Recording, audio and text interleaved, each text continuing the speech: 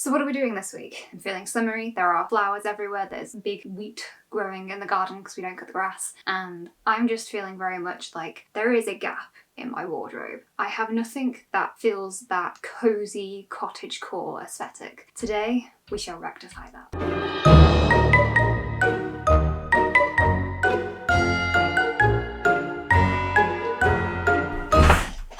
You may be wondering, or you may not be, why I'm filming in the bedroom today. The answer is very simply that our patio is currently being installed by our friend Tom, and I feel kind of weird filming in the living room where he can see me. So we're upstairs. My plan is to make a nice, simple, cottagecore inspired dress, and I basically want to be able to frolic in it. I want to be able to wear it day to day. I want it to be suitable for both summer and winter. I just want it to be a real core part of my wardrobe. I'm really noticing that with being upstairs, you can see so badly how it's not a badly decorated room, it's my tripod. It slants a little bit. I need a new one.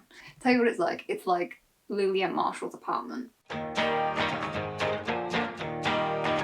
What am I making this out of? It was this time last year. We bought a bunch of house stuff from Dunelm online because we just moved into the house a year ago. And one of those things was this brick orangey terracotta kind of coloured tablecloth. And it was in sale, so I bought 2 of them. Originally, my plan was to use them as tablecloths because I figured it'd be nice to put on the tables in the garden so we could do like barbecues and stuff, but we're not that social. I've now decided I really like the fabric and I'm going to turn it into a dress instead. This is actually kind of cottagecore and thrift flip all in one go. Is it thrift flipping when you bought it in a sale? I mean, it's clearance sale, that counts, right? Let's go do it. I wanted to keep the design nice and simple so I can use it across many different outfits. I went with a sleeveless bodice so I can wear blouses and even jumpers underneath it as well. And I want the skirt to have as much swooshability as possible, so it's going to be gathered in at the waist so I can have the volume that I want.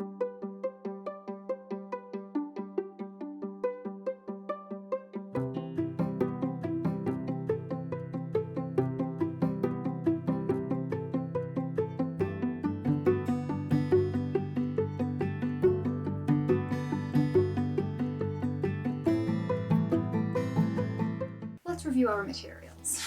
Tablecloth.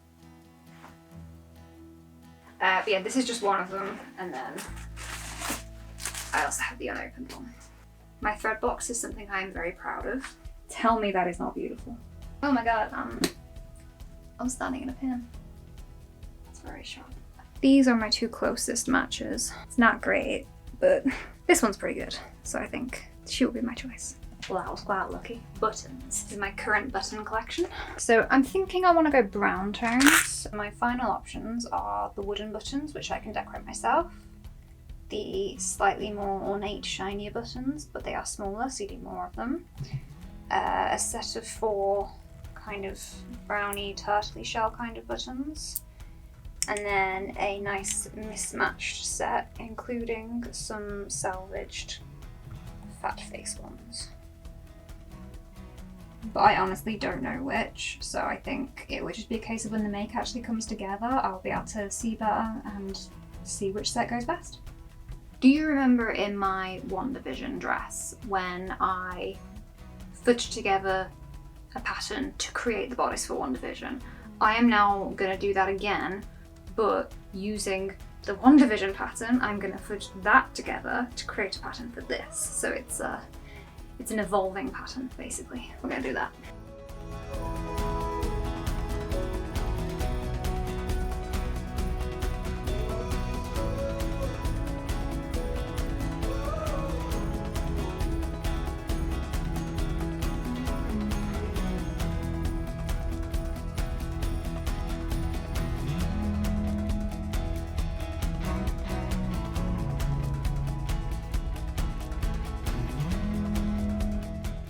Just done some rough pattern correcting for the back panel, just so I can get the strap look rather than a closed back look. I decided to cut the centre front panels on the hem because that way I can overlap them like so and then have the buttons going along here, and it will look like I actually put the effort in to make that myself when I obviously did not.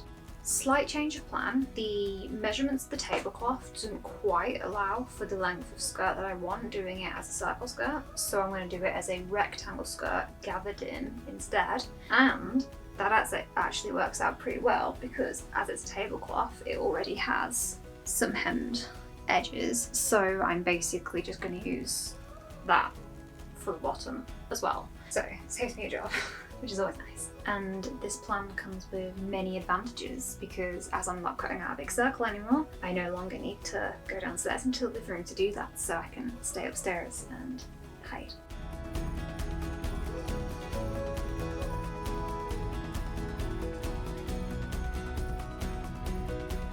I don't know if I've done this right. I can't figure out where the hems are, I can't figure out how I folded it, and I can't even want to do it and start again, so. Wow, that is very...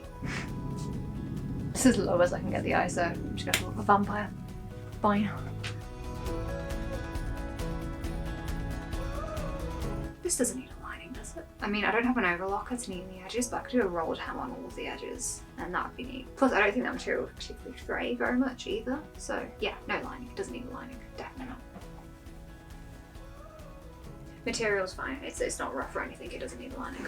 Cool. That's a plan. I decided to assemble the bodice first, as I figured that was going to take far more tweaking to get right than the skirt would.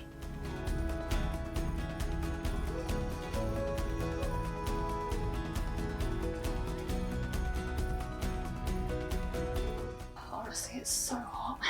I cannot handle the heat. You know, it just feels like you just can't breathe anymore. It feels like your brain switches off. Honestly, British summers are the worst. And like, I know everyone takes the mick out of us because English people can't handle hot weather, but you know what? When I was 13,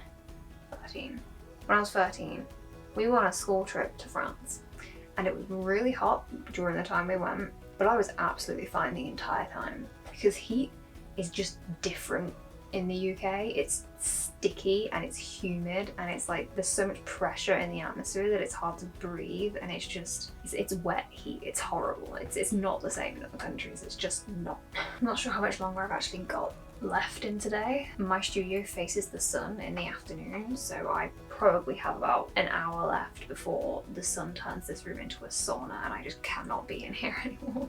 Let's see how much we can get done.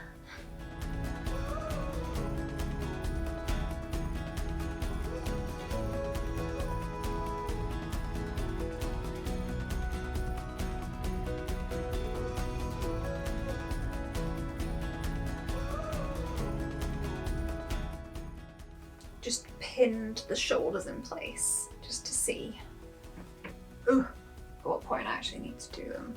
Obviously it feels a bit tight around the arms, but that's because I still need to hem them all in, so that will create more space, and it might be straps a bit thinner as well because they need hemming on both sides. I'm wondering whether or not to actually take it a little bit off the top to bring the height down a little bit. I think I'm happy with all the back seams. I think the two front ones I might go over again just to bring it in a little bit, because there's a bit of excess fabric, and I think that seam can probably move over a little bit to balance it out a wee bit better. I've decided to have the front be functional, so I'm going to button the front, and I'm going to continue that down the skirt as well. It was actually a whole tangent. I wasted like an hour deciding this, and essentially I came to the conclusion that I want to have buttons going down the entire length of the dress, so it's going to go all the way from the bodice through to the skirt, and they're going to be functional. And I want the buttons to be fabric buttons that match the material of the dress. So I've had to order some, and they will be coming shortly, so I'm going to do everything else and the buttons will be last. I started by trying to hem the armholes, but it just really was not working. I then decided to Google how else I could do these, and I found this thing where you can make like these little L-shaped bits of fabric, and then you sew them on the inside and they kind of just like fold in.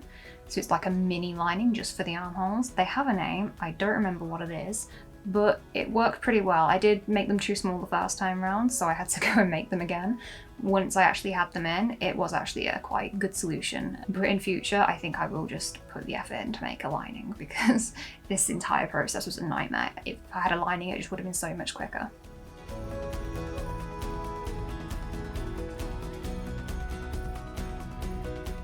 After I finished messing about with my armholes and making those little things that I can't remember the name of, I then pinned in place the hem for all of the rest of the bodice, the neckline and the shoulders.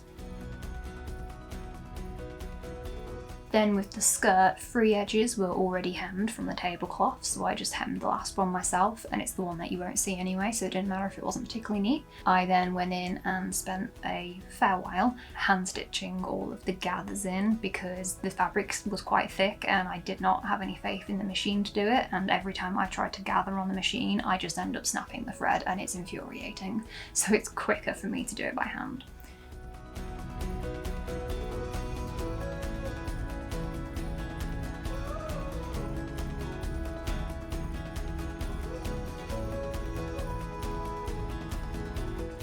At this point I was getting very excited to see the final dress because the fabric looked so nice gathered in. I then marked a line across my bodice of where I wanted the skirt to attach and tried my very best to pin it all in place and evenly distribute all of the gathers. This is one of the hardest parts for me because I have a track record of actually sewing the bodice on kind of wonky.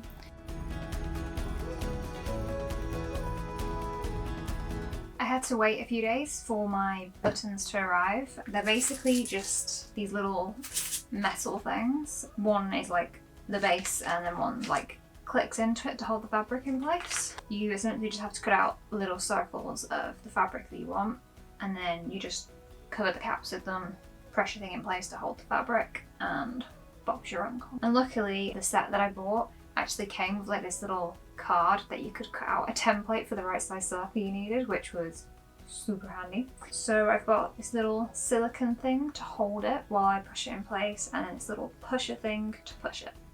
Place my little silver cap on that, and I push it. Oh god, what's that going?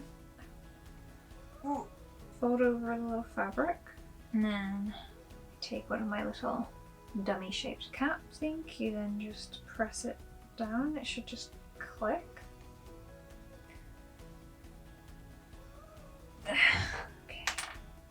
Okay, that's clipped. That's in. The button out of the silicone now. Everything about this is just really stiff on your thumbs. That's so adorable. I can't believe that actually worked. I'm so happy. That's freaking adorable. I've got like an indent mark on my hand. I'm kind of addicted. I want to make more. That's so cute. I worked it out and I need to make 28 of these, so one down. Let's try it again.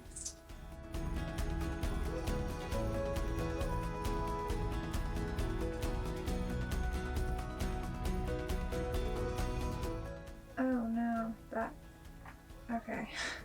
This one didn't actually work. I guess I didn't put it in the middle because like half of the fabric has just not stuck. Okay, but one success, one failure. That's like a 50% success rate so far. Let's try another one.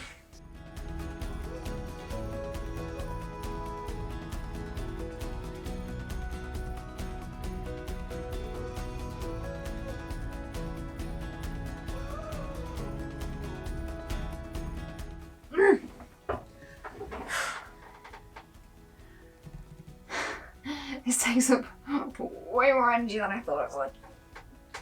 Ugh. Jeez Louise, I've got to make 28 of these? Okay, that's gone very diagonally and looks like it's going to pop out any second, so I think that's another one for the fail column.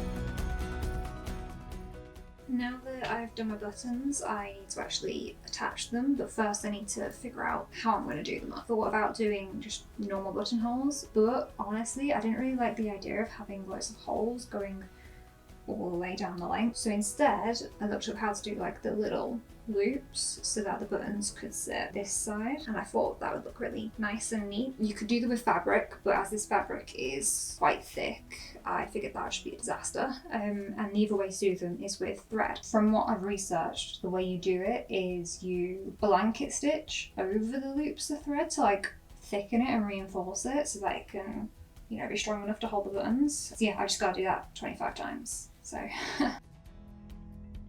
I was really happy with how these loops actually looked. I thought they were adorable, but they did take a while. My first couple, it took me an hour to do 3 of them, but by the time I was on my last ones, it took me an hour to do 6. So I did manage to speed up, but it was still a very lengthy process.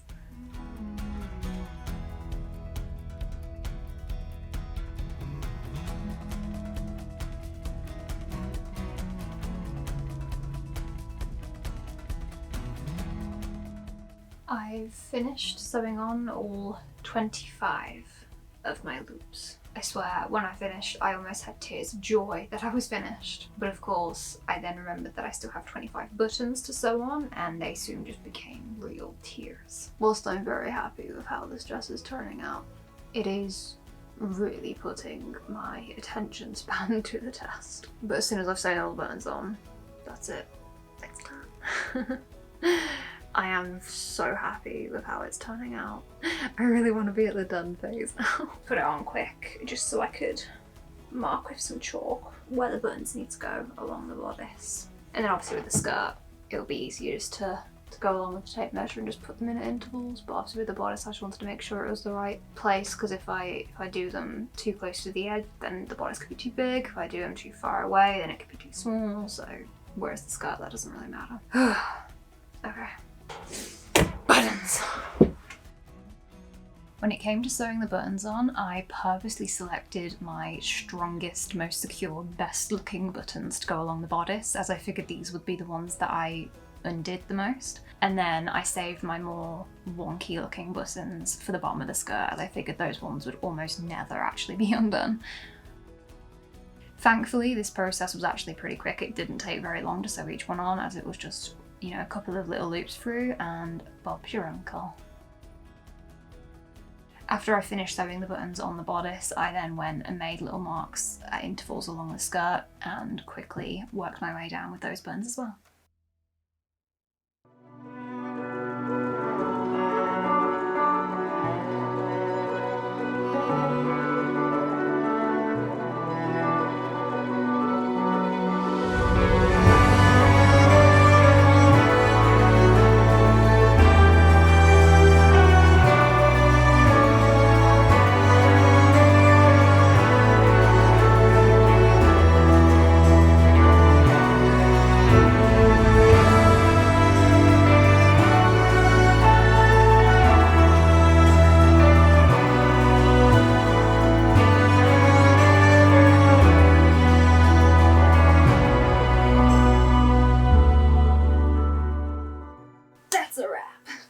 Thank you so much for watching this video. I had so much fun making this dress. Granted, the buttons and the button loops were absolute torturous hell for my short attention span, but I did it. I'm so proud that I did it. Feel free to subscribe if you want to see more of my projects. I have got everything planned right up until October, and I have many big things to get done in not a lot of time, so let's just do this chaos together. I will see you all in my next video. Today, I'm going to be making... It's fine. Whew, tell you what, feeling very warm in this tablecloth. Oh my god, it's so hot. I'm melting. You know when it's just so hot that your brain cells are actually shutting down, like, what's the first step? What do I actually need to do after this?